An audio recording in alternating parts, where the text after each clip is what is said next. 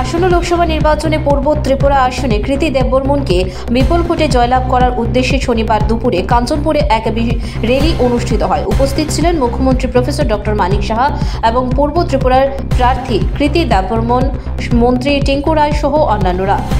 मेरी दादी तो वहाँ है, कंचनपुर के नाम में है, तो मैं यहाँ हूँ उनके आशीर्वाद से और आप लोग सबके आशीर्वाद से।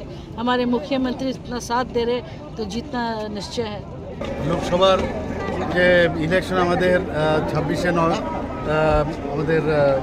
এপ্রিল, সেটাকে পূর্ব আসনে আপনারা জানেন যে পূর্ব আসন থেকে ভারতীয় জনতা পার্টির যাকে মনোনয়ন দেওয়া হয়েছে ভারতীয় জনতা পার্টির তরফ থেকে পদ্মচিহ্নে ভোট দেওয়ার জন্য, এবং তাকে সমর্থন করেছে আইপিএফটি এবং আমাদের ত্রিপুরামথা।